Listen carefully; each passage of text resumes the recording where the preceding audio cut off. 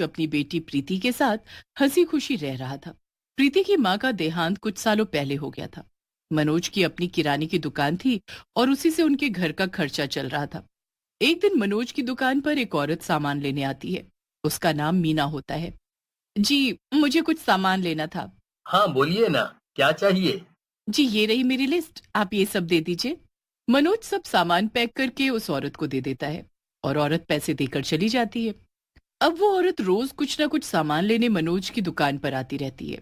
कुछ दिन बीत जाते हैं, पर मीना दुकान पर नहीं आती। मनोज को बड़ी चिंता होने लगती है। वो तो रोज उसके इंतजार में रहता था कि कब मीना उसकी दुकान पर आए। अब उसे समझ नहीं आ रहा होता कि वो कैसे पता करे कि आखिर मीना दुकान पर क्यों नहीं आ रही। फिर एक दिन अचानक मीना की बेटी पायल दुकान पर आती है। मम्मी ने ये लिस्ट दी है, आप ये सामान हमारे घर पहुंचा दोगे? हाँ, मैं पहुंचा दूंगा। पर तुम्हारी मम्मी दुकान पर क्यों नहीं आई? और काफी दिन से नहीं आई।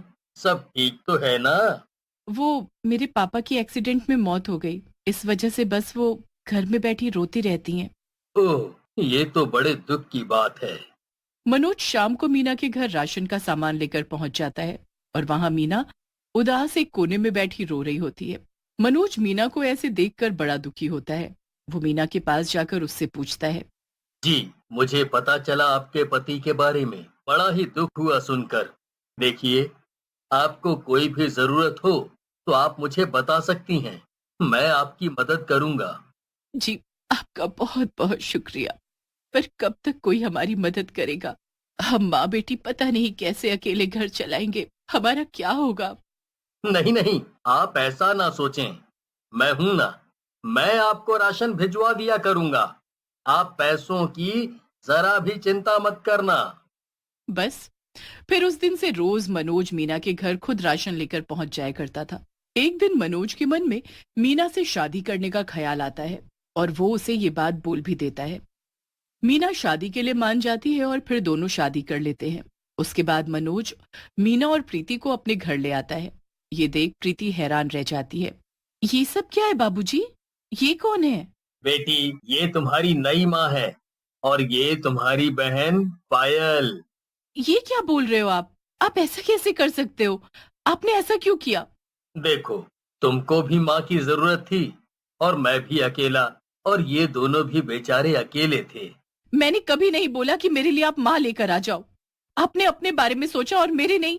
मुझे ये शादी और ये लोग जरा भी मंजूर नहीं है। ये तो गुस्सा हो गई है। अरे देखो, एकदम से उसे भी थोड़ा धक्का तो लगेगा ना। तुम चिंता मत करो। थोड़े दिन में सब ठीक हो जाएगा। मेरा कमरा कौन सा है बाबूजी? देखो, इस घर में दो ही कमरे हैं। तो तुम प्रीति के कमरे में ही रहोगी। हम्म। पर वो तो अभी इतने गुस्से में है, वो मुझे कुछ बोले ना। अरे नहीं, तुम जाओ और आराम से सो जाओ। पायल प्रीति के कमरे में जाती है और प्रीति उसे देखकर चिल्लाने लगती है। तुम यहाँ क्या करने आई हो? अभी मैंने जो बोला सुनाई नहीं दिया था क्या? देखो, अब ये मेरा भी घर है, मैं आपसे यहीं रहूंगी।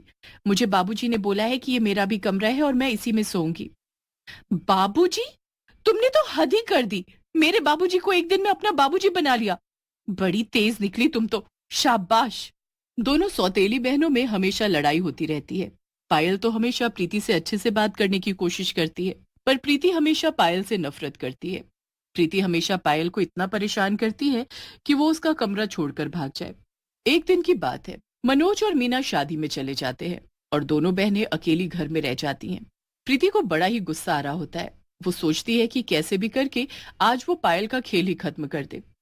वो कुछ तरकीब सोचती है। पायल अपने कमरे में होती है कि तभी प्रीति रसोई में मिट्टी का तेल फैला देती है। उसके बाद वो घर की लाइट भी बंद कर देती है। अरे, ये लाइट कैसे चली गई? चलो कोई नहीं, रसोई से मोमबत्ती जलाकर ले आती हूँ। पायल रसोई में जाकर जैसे ही माचिस की तिल्ली जलाती है, वैसे ही आसपास आग लग जाती है। पायल उसमें जलने लगती है। बचाओ, बचाओ प्रीति, प्रीति मुझे बचाओ। दूसरी तरफ प्रीति बड़ी खुश हो रही होती है कि अब पायल का खेल खत्म। वो चुपचाप घर से बाहर भागती है, पर मनोज दरवाजा बाहर से बंद करके गया होता है। प्रीति घबरा जाती है। अरे, अरे दरवाजा खुल क्यों नहीं रहा? अब मैं क्या करूं? पूरा घर आग पकड़ लेता है। दरवाजा खुलने का नाम ही नहीं लेता। एक तरफ प्रीति और एक तरफ पायल दोनों आग की चपेट में आ चुके होते हैं। दोनों बुरी तरह से चिल्लाते रह जाते हैं, पर कोई उनको बचाने वाला नहीं होता। दोनों बुरी तरह जलकर मर जाती हैं। जब मनोज और मीना घर आते हैं तो लोग घर की आग तो बुझा चुके होते हैं, पर प्रीति और पायल को बचा नहीं पाते। मनोज और मीना बहुत रोते हैं और उनको समझ ही नहीं आता कि आखिर घर में आग लगी कैसे। बेचारे अपनी बेटियों के गम में बड़े उदास हो जाते हैं, पर उनकी बेटियां चुड़ैल बन जाती हैं। प्रीति, तू तू भी चुड़ैल बन गई। चुड़ैल तो मुझे तुझको बनाना था, पर बाबूजी की वजह से मैं फंस गई, वरना आज तू चुड़ैल होती और घर। क्या मतलब है तेरा? क्या घर में जो आग लगी उसमें तेरा हाथ था? अब तो तू मेरा क्या ही बिगाड़ सकती है, तो बता ही देती हूँ। हाँ, मैंने घर में मिट्टी का तेल फैलाया और लाइट बंद की, पर दरवाजा बाहर से बंद होने के कारण मैं बाहर नहीं जा पाई और तेरे साथ ही फंस गई। दूसरे का बुरा करेगी तो खुद के साथ भी बुरा ही होगा। अब तूने मेरे साथ ऐसा करके क्या हासिल कर लिया? मैं तो मरी ही, पर तू भी मेरे साथ मर गई ना। पता नहीं तुझे मुझसे क्या दुश्मनी थी जो तू इस हद तक गिर गई। दुश्मनी तो मुझे तुझसे आज भी है, तुझसे क्या तेरी माँ से भी है। पर मैं तेरी माँ को परेशान करती तो बाबूजी उसकी बात को सच ही मानते। तेरी बात तो हमेशा मैं झूठी साबित कर ही देती थी। तू सच में बहुत बुरी है। हाँ, मैं तो हूं बुरी। और देख, अब मैंने जैसे तुझे मारा है वैसे ही तेरी माँ को भी खत्म कर दूंगी। मैं ऐसा कभी नहीं होने दूंगी, समझी? देखते हैं तू कैसे बचाती है अपनी माँ को। मरने के बाद भी दोनों सौतेली चुड़ैल बहनों की लड़ाई खत्म नहीं होती। प्रीति पायल को मारने के बाद अब उसकी माँ को मारने का सोचती है। उसके बाद प्रीति वहां से गुस्से में निकल जाती है। उसके बाद पायल भी चली जाती है। वो दोनों किसी को दिखाई नहीं देती, पर वो वैसे हमेशा घर में ही घूमती रहती हैं। एक दिन की बात है। अरे जल्दी करो, हमें निकलना भी है। जी बस मैं नहा लूं, फिर चलते हैं। ओह अच्छा, तो ये नहाने जा रही है? अभी बताती हूँ इसे तो मैं। मीना गुनगुने पानी से बाल्टी भर लेती है और फिर देखती है कि वो टॉवेल लाना ही भूल गई है। वो बाहर जाकर टॉवेल लेकर आती है, पर इतने में प्रीति उसकी बाल्टी का पानी बदल देती है। गुनगुने पानी की जगह वो बाल्टी में बिल्कुल गर्म खौलता पानी भर देती है। अब आएगा मजा। अब जैसे ये पानी अपने ऊपर डालेगी, इसकी सारी खाल निकल जाएगी। बड़ी खूबसूरत समझती है ना अपने आप को, अब चलेगा पता। प्रीति को बाथरूम से बाहर आते हुए पायल देख लेती है। उसे समझ आ जाता है कि प्रीति कुछ न कुछ गड़बड़ करके आई है, पर क्या उसे ये समझ नहीं आ रहा होता।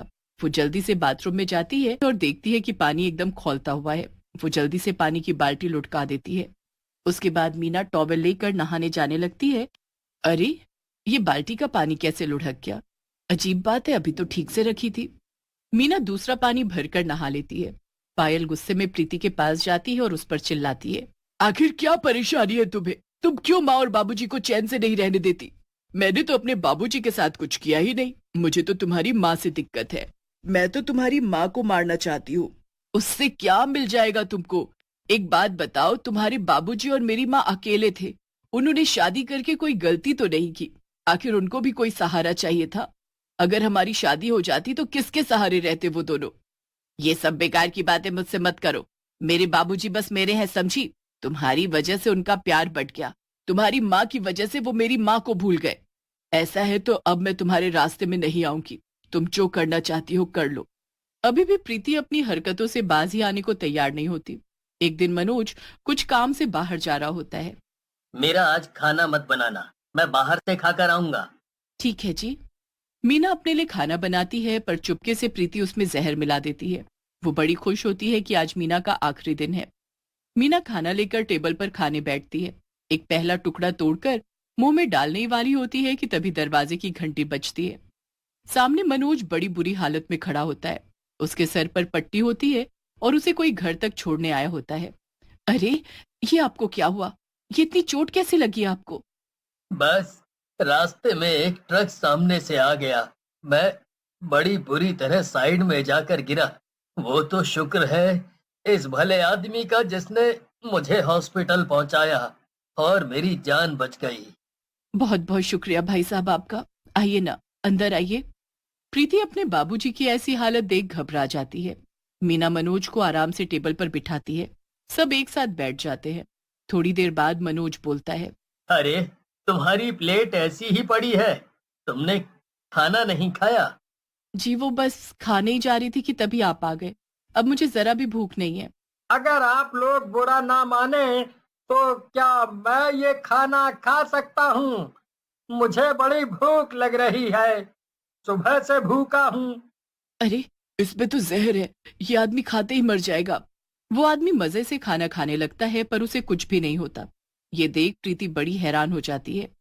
अच्छा, तो अब मैं चलता हूँ। आप अपना ध्यान रखना।